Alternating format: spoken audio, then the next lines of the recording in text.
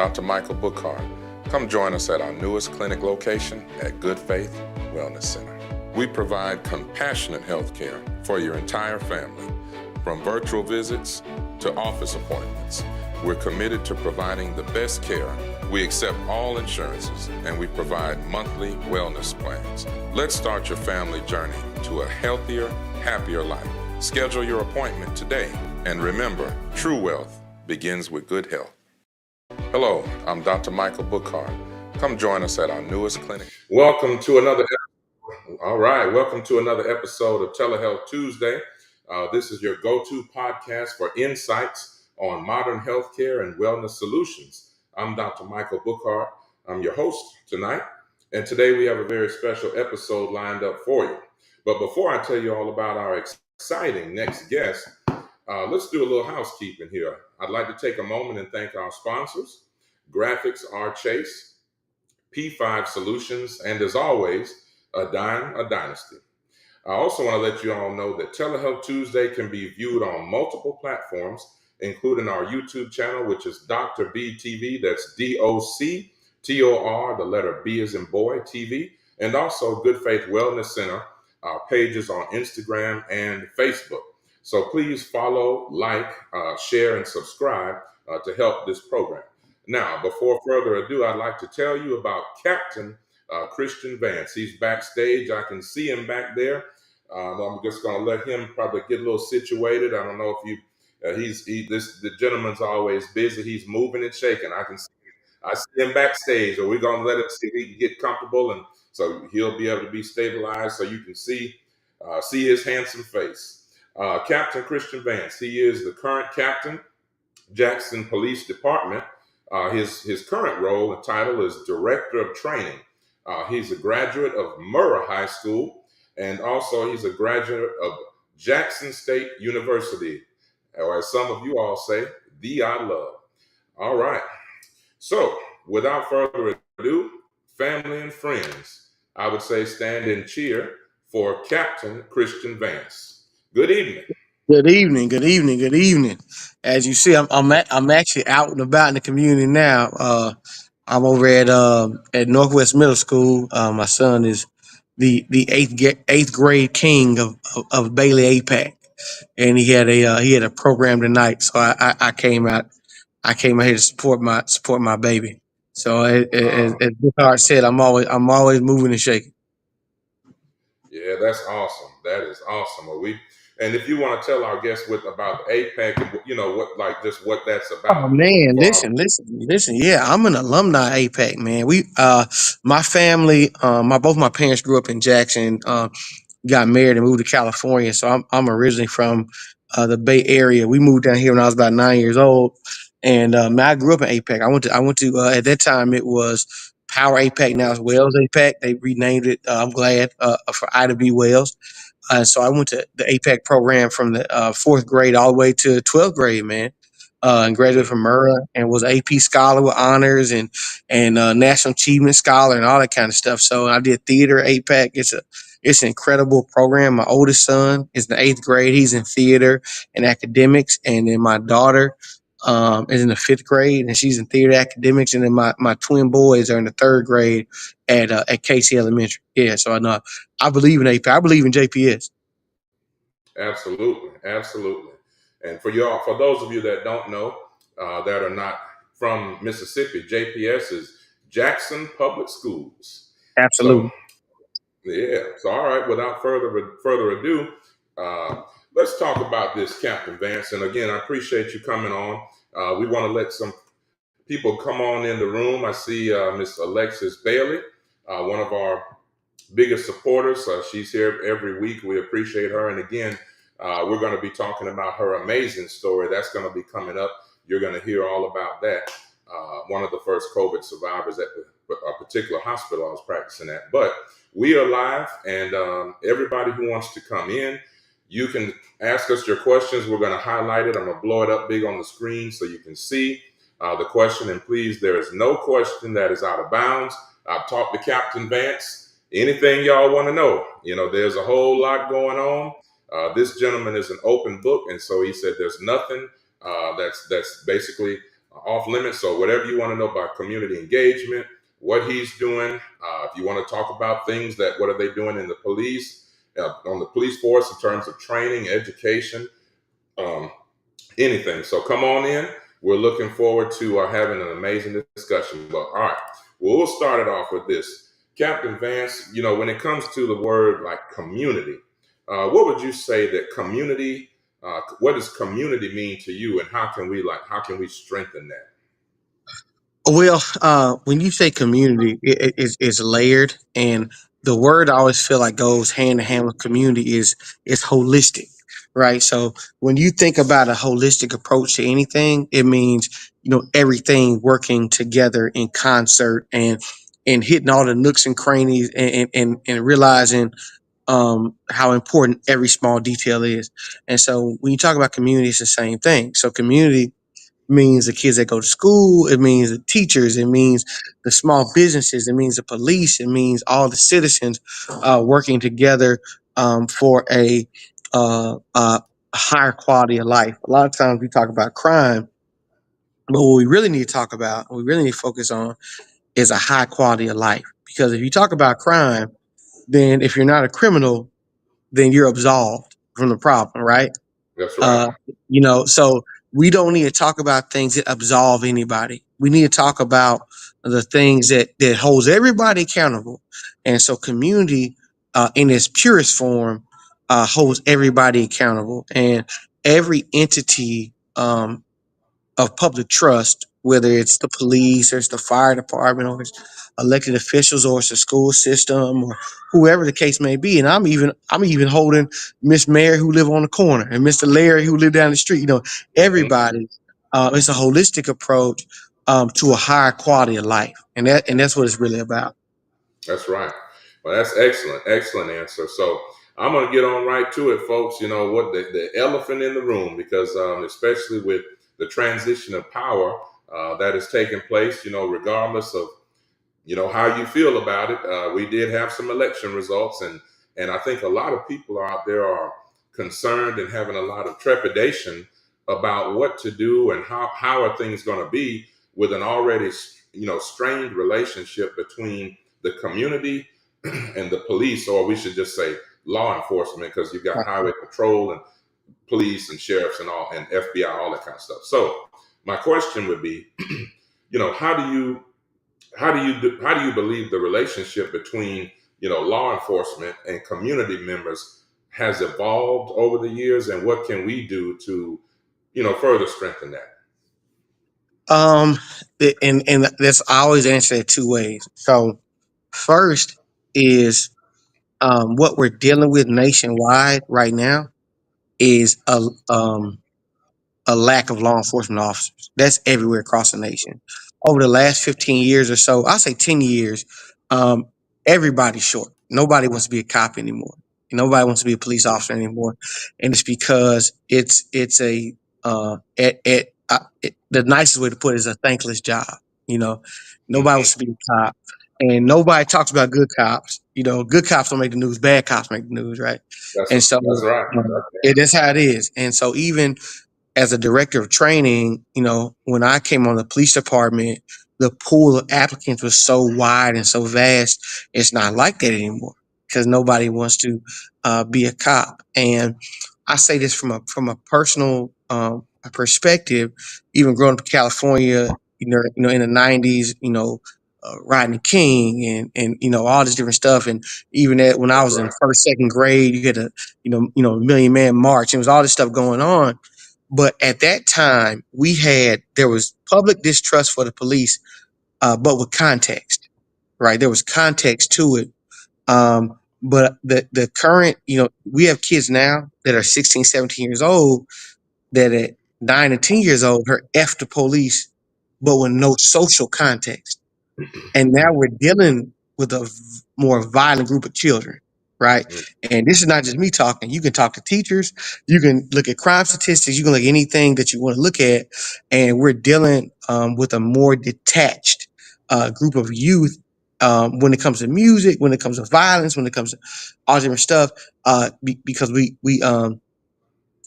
we got a group of kids that we kind of took our hands off of, and now we're paying the price. I know, when JFK got assassinated, I think it was in '63, and Right. Malcolm X got in trouble for saying that chickens come home to roost. That was not a racial thing. That was a self destruction thing. He wasn't talking about race. He's talking about self destruction. And it's the Hmm. same thing with the youth that we have now.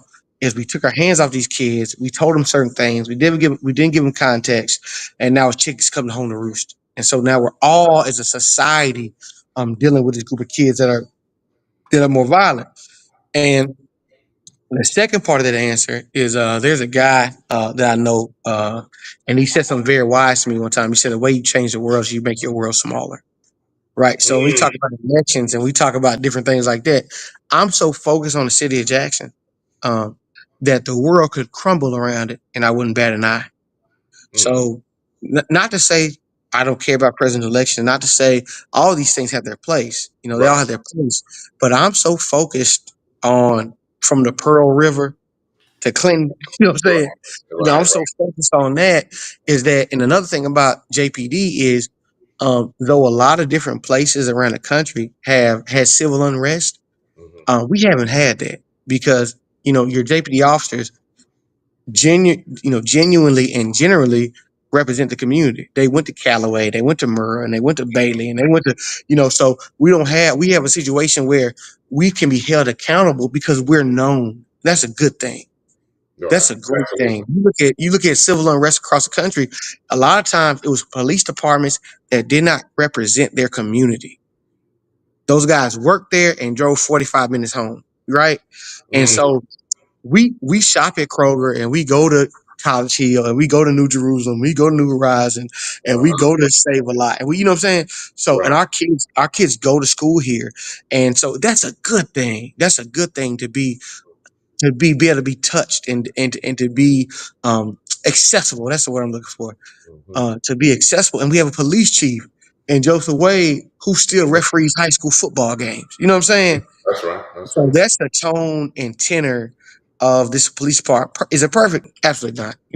Nobody's perfect, but our saving grace, and this is what I tell um, new recruits that come in. I'm responsible for training all new officers. I'm responsible for training current officers. And our saving grace, the thing that separates us where our bread is buttered, is our community involvement and our community connectivity. And if we ever forget that, we'll be like everybody else. And I don't want to be like that. I want to Right. set the example nationally of what a police department can mean to a community. Absolutely. Well, that's fantastic.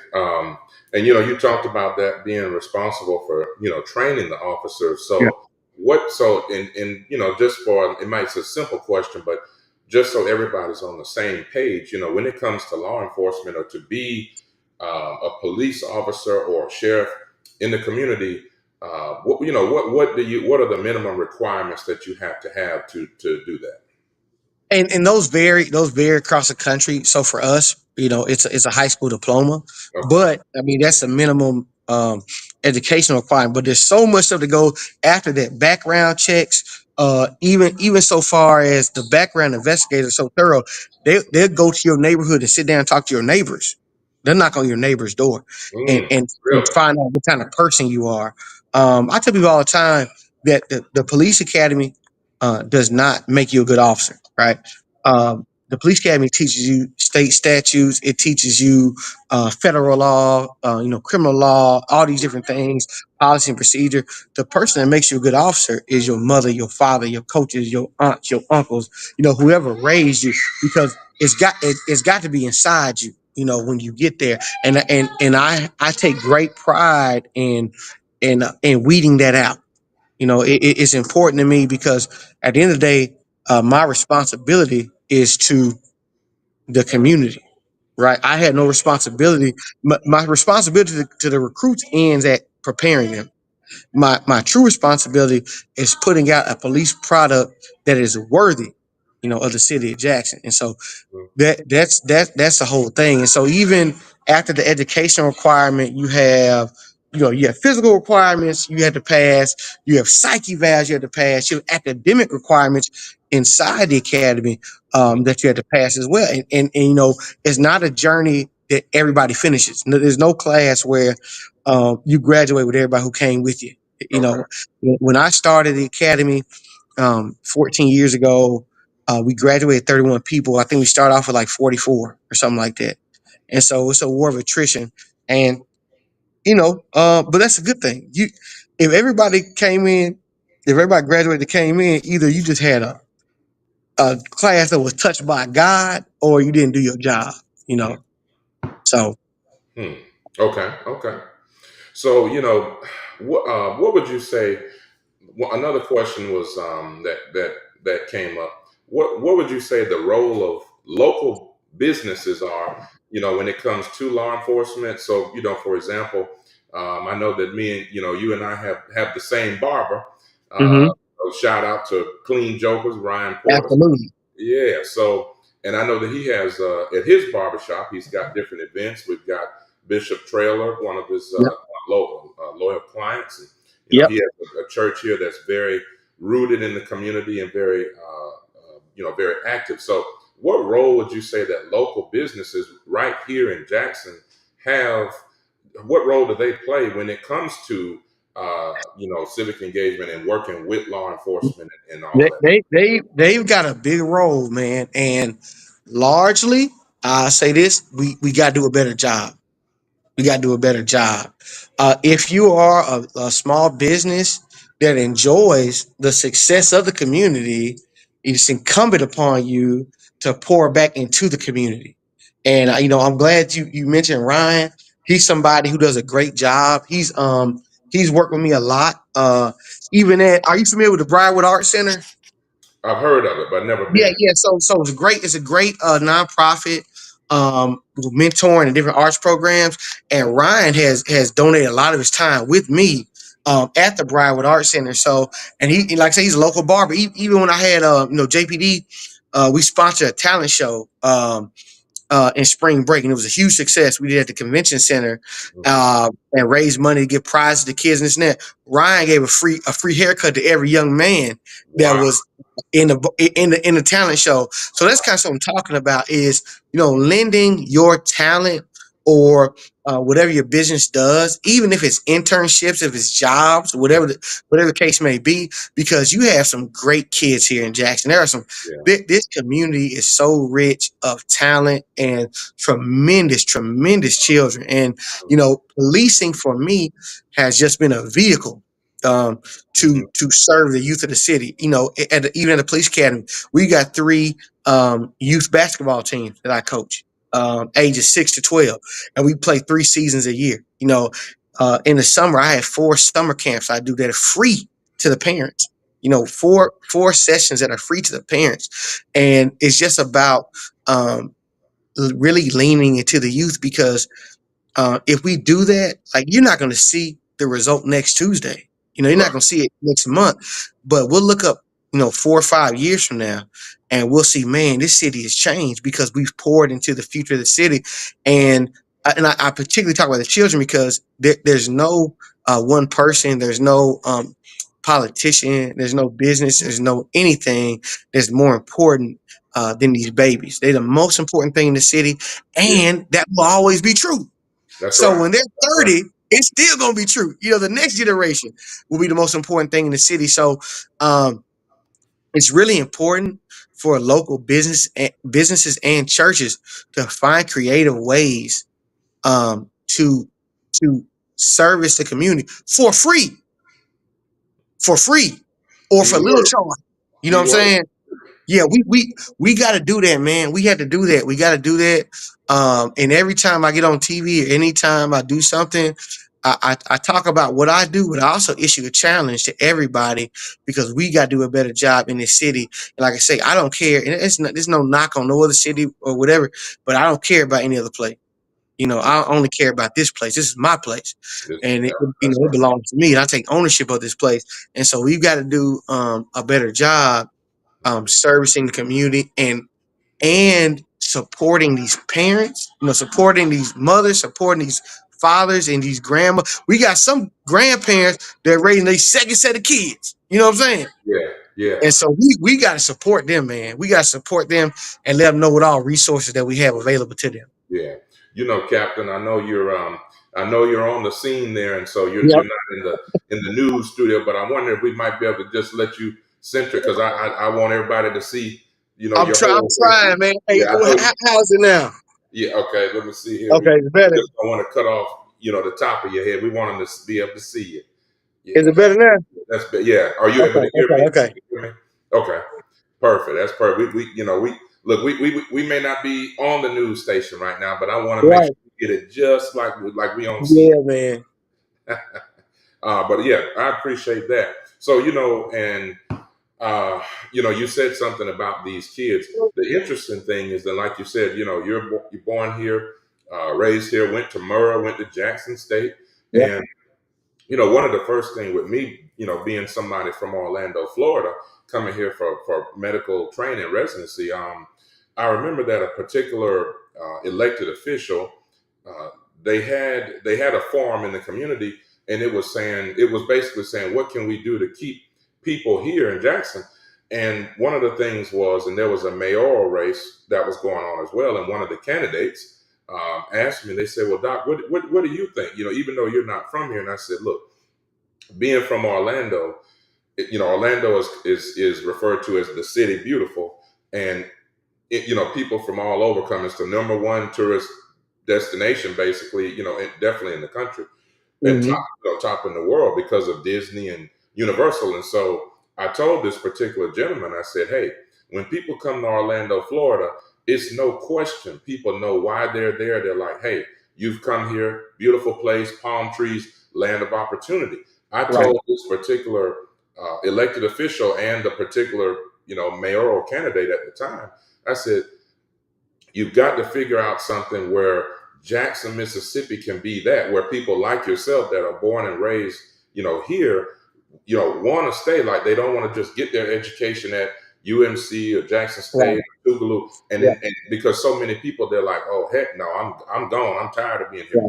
So I told them, whatever you got to do to make it so that this is a household name and it's no surprise that people want to come here. When you can make this city that, you've really done something. So that, but anyway, I just wanted to say, And that I love that because we have an identity crisis, right? When you yes, talk about Orlando, it's a tourist destination, and you mm-hmm, talk about say New Orleans or Memphis or different places like that. We have the all the ingredients mm-hmm, that New Orleans and Memphis have. We have culture, history, food, music. We got it. We have to do a better job of branding ourselves, and also right, we're a college town. That's another thing that we don't play on is that you're not going to find another city of 150,000 people. They have two HBCUs.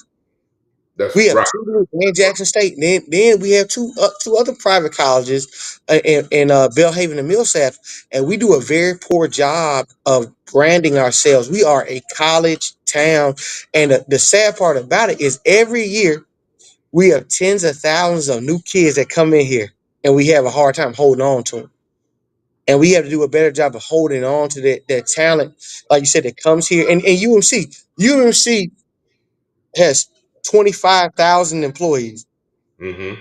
That's a town. That's a whole town in itself. Yeah, Clinton got 20,000 people in it. So UMC has 25,000 employees, right? So we got to do a better job when we talk about Jackson State and Millsaps, Belhaven, Tougaloo, UMC, and you can even throw you can throw Mississippi College in there. That's in Clinton. You can throw them in there.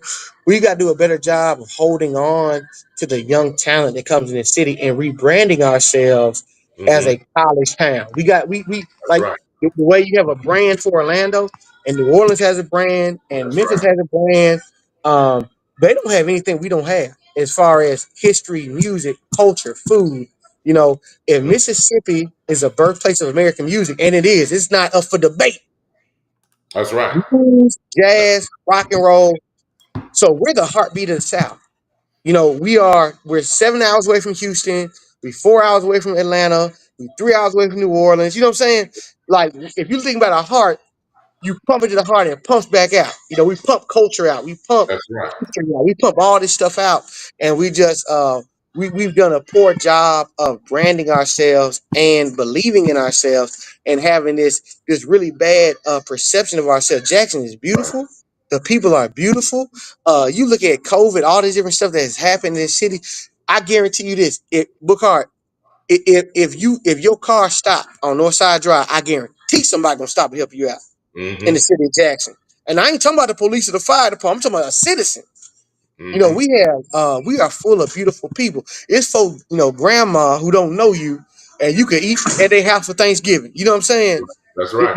This a beautiful city with a beautiful people, and you can look at how we embrace everybody that comes here. If you come here, we embrace you. There's no church you'll walk in on Sunday and not feel welcome. There's no restaurant you walk in and not feel welcome. These Mm-hmm. are beautiful people, and we've got to stop listening to the national narrative that we're dumb and we're fat and we're slow. Nah, man, we beautiful. There Yeah. is no place I'd rather be, bro, than the city of Jackson. Yeah, absolutely, absolutely. Well, look, man, and I always love your energy, and that's why we wanted to have you on the show because we talk about and certainly civic engagement and community activities. That's these are certainly serious things, but man, you've always got this thing. Like even when I'm in the barbershop, man, you come in and you'll talk about your day. You'll talk about the kids you helped, or Yeah, even if there's some person who wasn't acting right. They weren't doing what they're supposed to, but you said you broke it down to the brother, and you were able to help him out, so he didn't necessarily have to either get arrested or he didn't have to, right, something worse ain't have to happen to him. So, right. I appreciate your energy, man, and what you bring, brother. My good friend here from Huntsville, Alabama, brother Antonio Ward is saying the best things about Mississippi is its people. We appreciate that, man. So we're taking questions. We're going to pause for the calls. We are taking your questions live, everyone. We're taking questions live. I've got a very important question that was sent to me directly, but we also do encourage everyone right here live. I see Antonio is there, and if you're with the brethren or any of the church members there in Huntsville, feel free to tell them to come on. They can ask their questions, submit them on LinkedIn, on YouTube, or on Facebook. We can see them right here. We'll put them on the screen, and Captain Vance will be able to answer. So, one of the very interesting questions that was sent to me, they said Captain Vance mentioned that there is a general distrust of law enforcement by young men in the community. What are some ways to bridge that gap to promote trust between citizens and law enforcement? And like I said, now before you answer, we know that we kind of when I said the elephant in the room, we broached the subject a little bit, but just for maybe some viewers that either didn't hear your response, or and this is a pointed question at that, Captain, if you wouldn't mind helping, and again I'll just read it again. What are some ways that we can there's a general distrust of law enforcement by young men in the community. What are ways that we can bridge that gap and promote trust between the citizens and law enforcement? Hey, you see, we keep trying to move around, trying to get in a better spot, but Okay, no problem. um, yeah, no, but see that kind of stuff is intentional. It's got to be very, very intentional, man. Um, and it starts when they're young. So like the programs we do, the basketball, the summer camps, all that kind of stuff. Introducing them to the police at a young age and letting them know, bro, I'm from the neighborhood you from, dog. I'm Right. from Lynch Street. I'm from around the corner, man. I grew up in West Jackson, and I'm a product of West Jackson. I'm a proud product of West Jackson. So those kind of things don't happen overnight because the distrust did not happen overnight, and it takes years. And as a police officer, I'm a father first, and so I say this all the time. It is not my children's responsibility to be learned. It's my responsibility to learn my children. And then once I Mm, learn them, it's their responsibility to then respond to me. So as a police officer, it's my responsibility to first engage with the community. Now, once I engage with you and I tell you who I am and I say I'm here for you, now it's your responsibility to meet me halfway. It's that's right. like you're a doctor. So if somebody come to you and they don't tell you what's wrong, you can't help them. You know, if That's I right. come, if we have a relationship and I'm telling you I'm here for you, man, then you got to be able to tell me what's wrong. And if you don't tell me what's wrong, then you're not fulfilling your end of the bargain. My end of the bargain is initiating and letting you know, man, this is what I'm here to do. I love you. I'm here for you. Now, once I do that, bruh, you got to meet me halfway. You Yeah. know, you got to let that stuff go, man. Um, it would be wrong for me to judge a neighborhood by one person I met. You know, so it would be wrong for you to judge me by one officer that you met. You know, so it goes both ways. Okay, absolutely. And you said something very interesting. You said it's not my.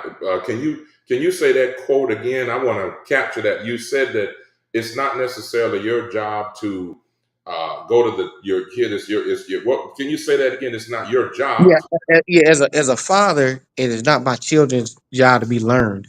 It's my job to learn my children. to learn my And, children.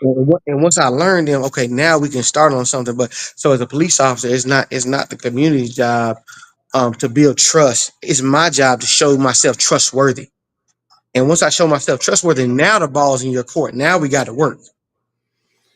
I really like what you said about because I think a lot of the a lot of the presidential candidates and people running, they use those kind of quotes, the things that you said. Well, hey, it didn't take, and I think even President Obama had said this sometime. He said when he said when I took office, he said it did. You guys expected me to fix such and such in 4 years. Well, it didn't. The country didn't get to this point wherever it was in 4 years. So you can't expect me to fix it. And that's the same thing you said. Well, Jackson, especially, and we could even go in. I think the next thing we'd love to go into, I'm going to go into something about infrastructure. And that's also, we had Senator Horn on here, and who also has launched his campaign for mayor.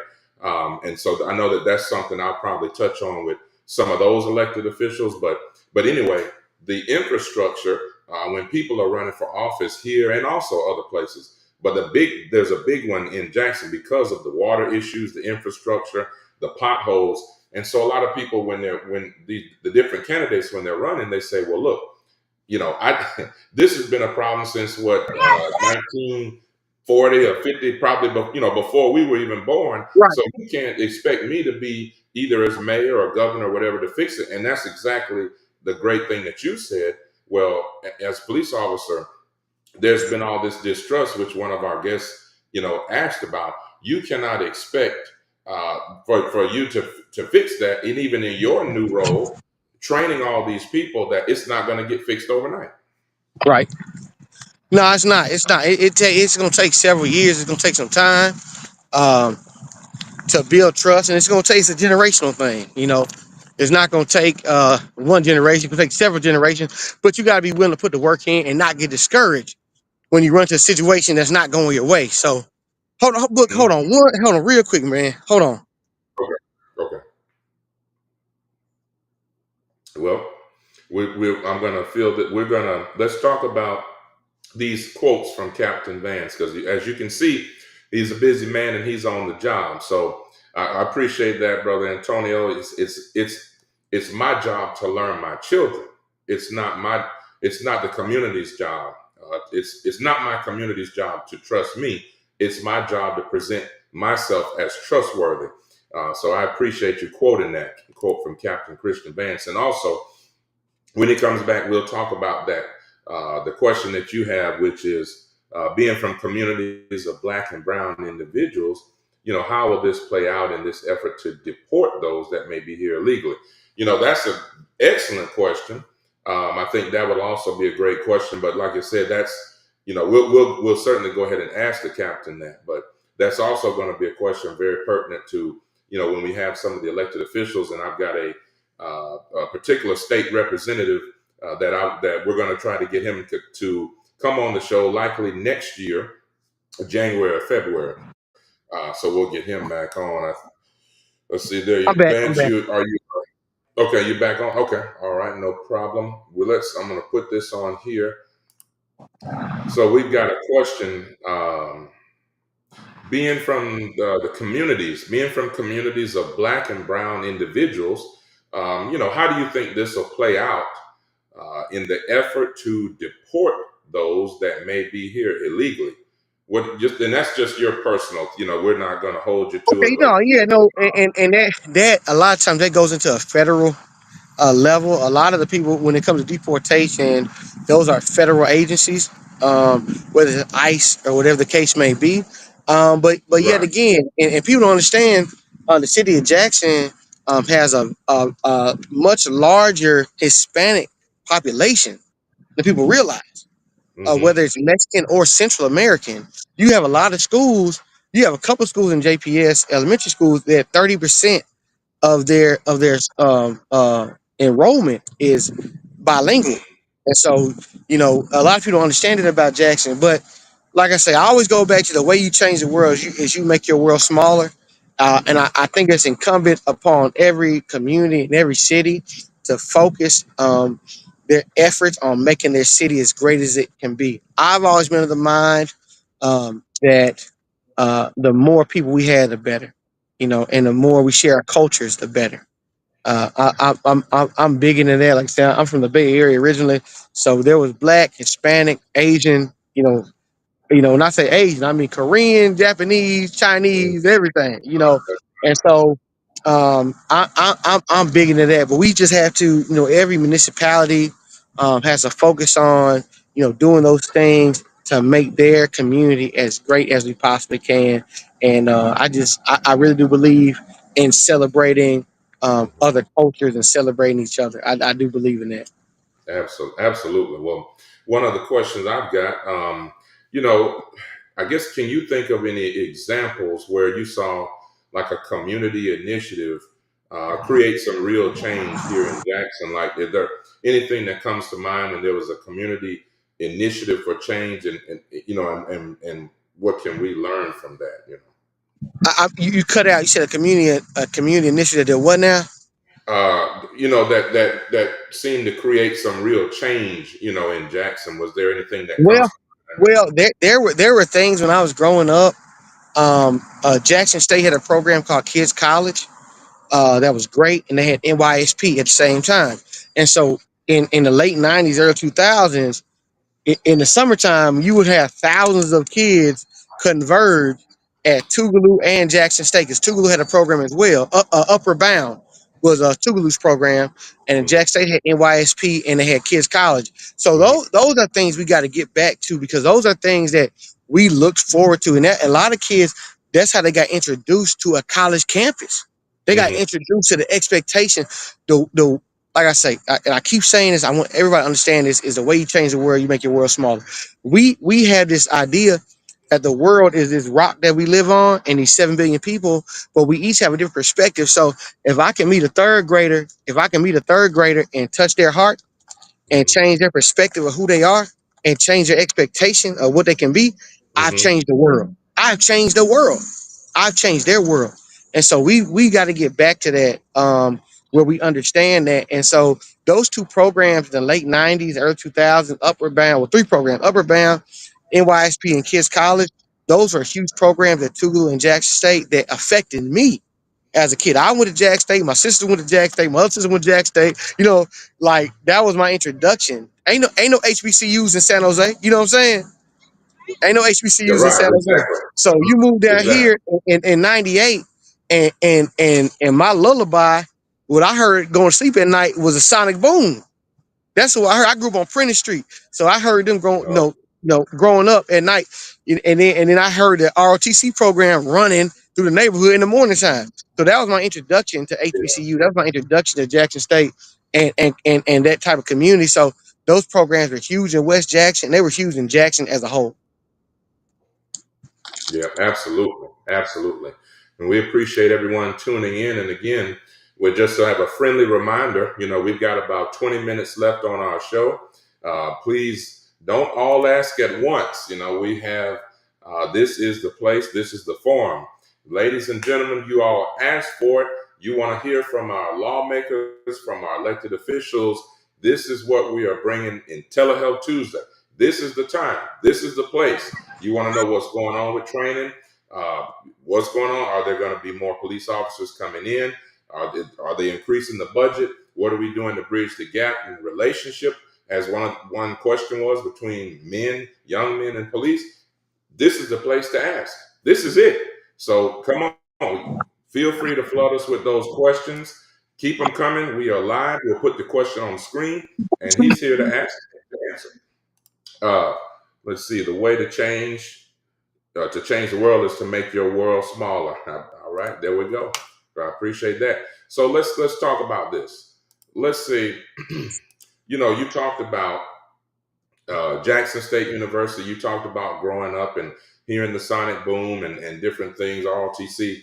When it comes to education, because I know a lot of people talk about, why is crime so bad in inner cities and all this kind of stuff.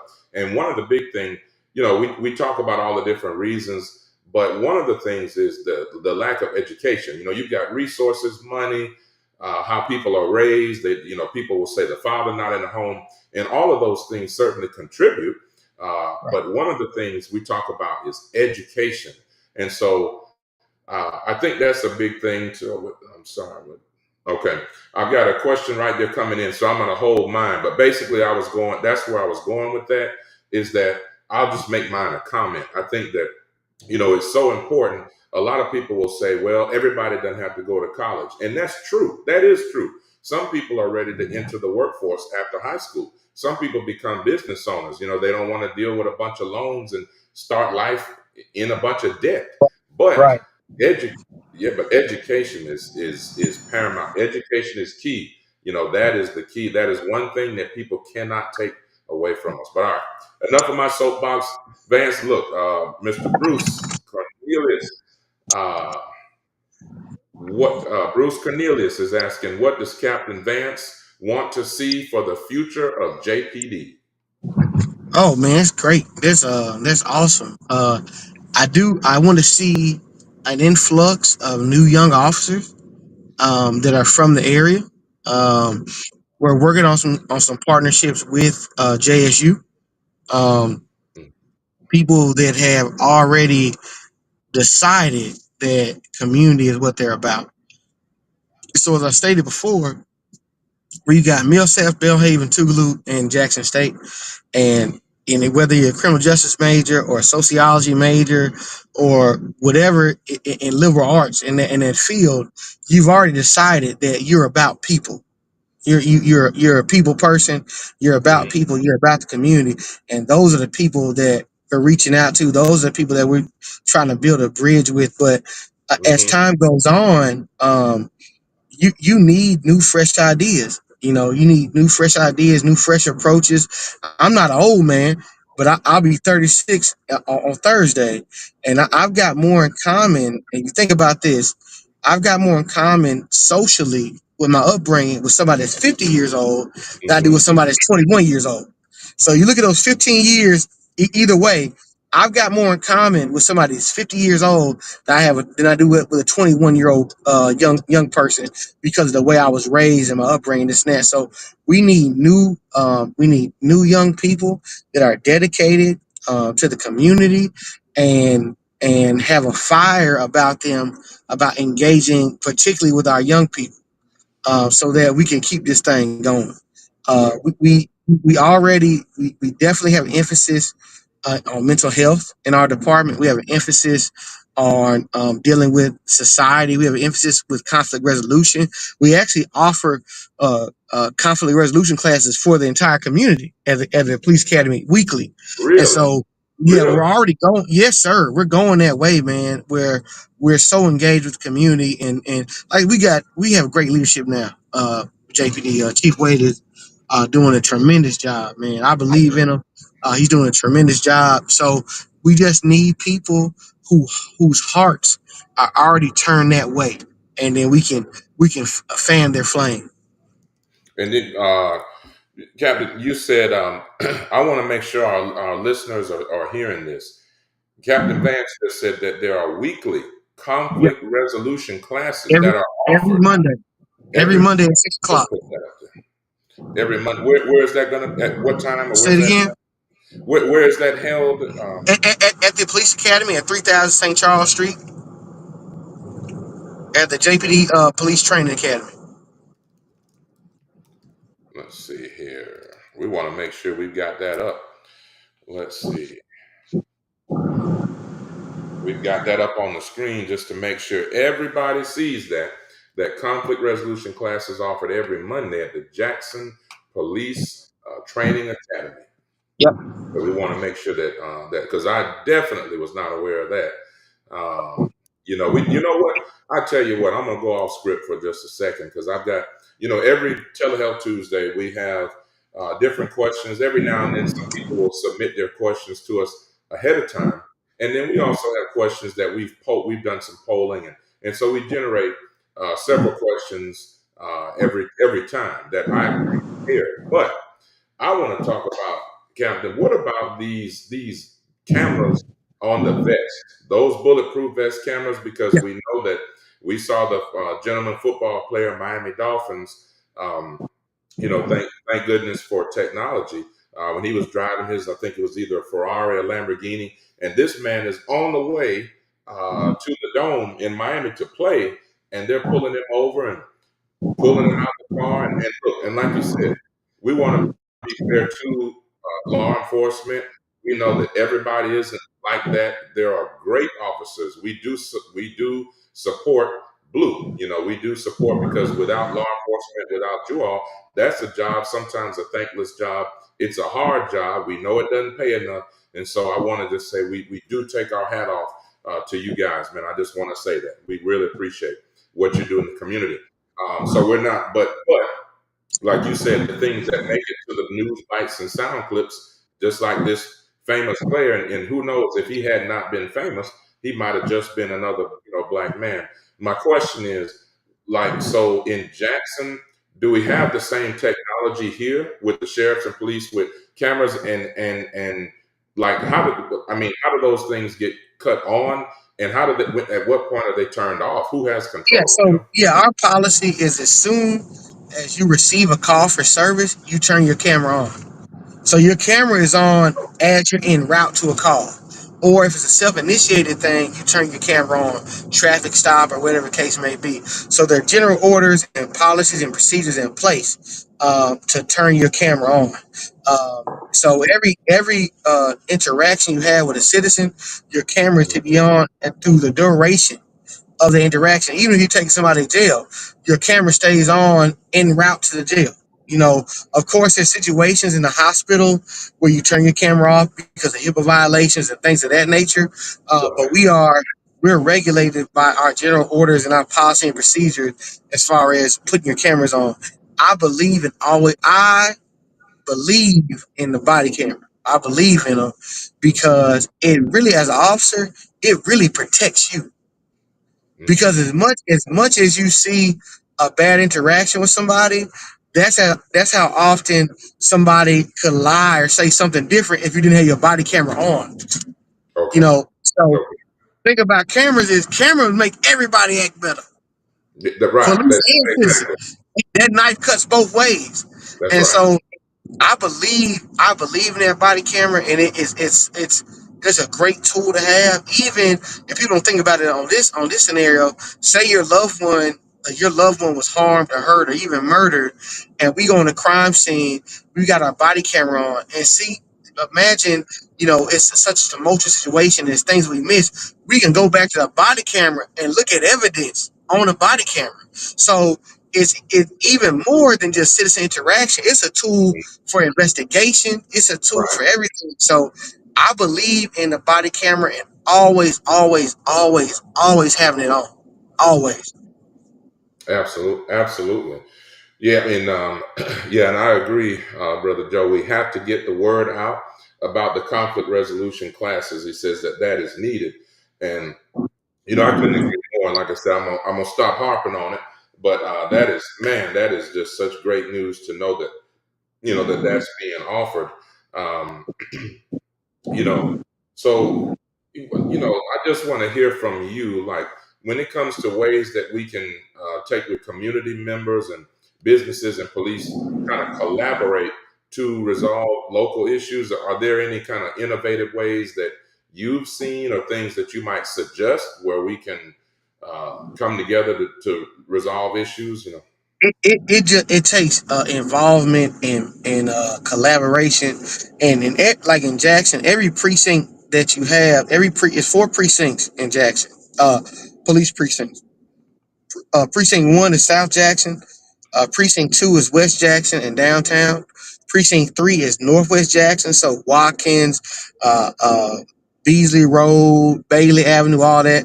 And then Precinct 4 is Northeast Jackson, so Old Canton Road, Northside Drive, State Street, and all that. And so each precinct that you have has something we call COPS meetings. COPS meetings. Precinct 1 meetings on the first, is it Wednesday and Thursday? The first Thursday. Precinct 1 is on the first Thursday. Precinct 2 is on the second Thursday, so on and so forth. And a lot of times at these cops meetings, you have, your older crowd, they come there and they're really involved in community, and that's great. But the bedrock of community is young families and young people, and people who are shopping and moving about the community all the time. So we need higher involvement in meetings such as that, and you need to plug in with your precinct, because you might live on Manhattan Road, or you might live on Oak Canton Road, or you might live on Robinson Road, or whatever. You might have an issue with speeding, and you might have an issue with auto burglars. You might have an issue with whatever the case may be, and you need to be able to come and meet your precinct captain and meet your precinct sergeants and have a face-to-face relation with them. And also, if you're a small business owner or a business owner in a certain precinct, you need to be at those cops meetings with the Right. citizens that probably patronize your business, That's right? right. They probably Yeah, patronize your business, and the officers that protect your business. that's So right. those things are in place. We got to get plugged in, and we had to have face to face interactions and have each other's phone numbers. The first step of relationship is I know you and you know me. And the second step is, I care for you and you care for me. And the third step is I'll do for you and you'll do for me. And so we all got to get to the third step of a relationship, from the Mhm. police to the citizens to small business owners. And these things are in place. We just had to get plugged in. Right. Absolutely. We got time for a couple more questions. That's what they do. Vance, they, soon as we get close to that, and then they start kind of pouring on in. So, Right, but right, we, but right. we appreciate that. So we'll do a little rapid fire. I'm gonna get to them real quick, and if you can, give us your 60-second answer, that I'm gonna Yep. get through these two or three questions. Um, so one question: whose rights have are citizens whose rights have been violated? Let's put that on up there so everybody can see. Citizens whose rights have been violated by an officer. So, can those citizens request a copy of the body cam footage? Well, with any litigation, you know, if it goes to court, body cam footage is evidence that's admissible in court, right? So Mhm. any citizen who's been violated at all, you need to go through internal affairs. You need to make a official complaint, and then it goes from there. All that body cam footage will be reviewed, but like I say, body cam footage is admissible in the court of law. So all that body cam footage is stored and and ready to be viewed in any case of wrongdoing. Okay, okay. Excellent. We've got another question here. I know this young lady. She looks pretty familiar. Oh, yeah, that's right. That's my mother. Um, so, in view of the many shootings, so she's asking, in view of the many shootings of young people in the Metro Jackson area, do you think that conflict resolution should be made part of the middle school and or the school curriculum? Hmm. Yeah, I do, and that's a great question. A lot of the people who attend well, actually, all of the people, for the most part, so far, who attend my conflict resolution classes have been referred to me from the youth court system. So these are youth Okay. that have violated in simple assault or disturbing the peace and things of that nature. But there we have had interaction and meetings with JPS about different programs, and we actually have a program where we were talking about busing the students to the academy once a week for Yeah. different things. So we're working with Judge Hicks and we're working with JPS to be as innovative and as creative as we can, because what I see and what most people see is we're at a place where we've never been, and so to Mhm. get out of that place we got to do something we've never done. So we got to get more creative and more innovative. We're talking about putting JPS officers back into the school system. When I grew up, we had the JPS officer at Peoples. We had JPS officers at Jackson State. I mean, at Murray.